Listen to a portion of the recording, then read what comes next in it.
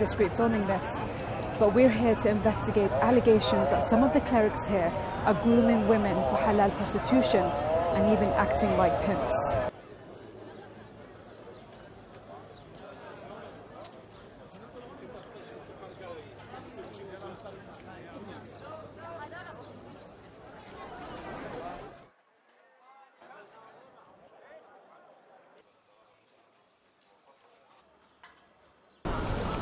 شلون سيدنا؟ اخبارك ان شاء الله بخير؟ على السلامة اغاتي.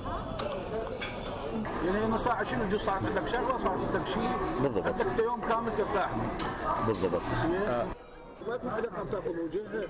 مداعبة انا اقول لك مداعبة يعني تتماصص وياها تفرك بجسمها بصدرها عادي. الله يسلمك. خدمتكم انا تفضل يا توي.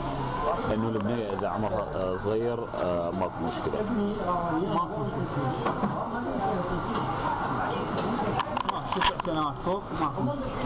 مداعبه هو فقط مداعبه وعدم الدخول عدم الدخول بس ما يعني لا تدخل بها كل شيء تسوي.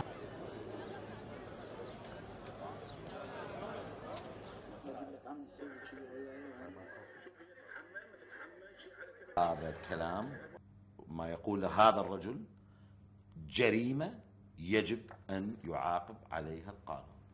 هذه الأحكام بشعة وغير أخلاقية ولا يمكن أن تصدر عن إله أو أن تصدر حتى عن أي إنسان سوي.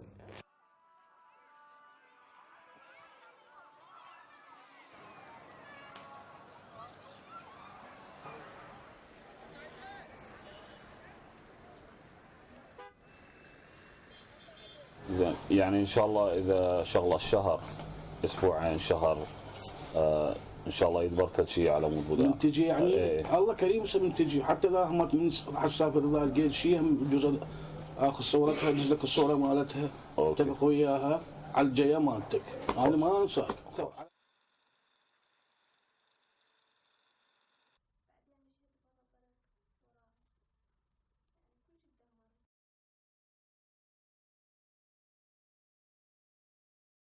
شلون دي النشر؟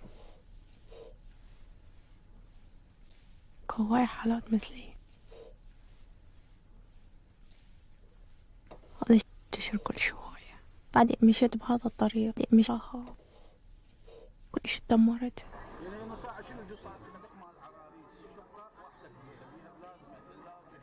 مرحبا، معي سيد رعد. أهلا، معك نوال المقحفي، أنا مراسلة في قناة BBC العربية في لندن.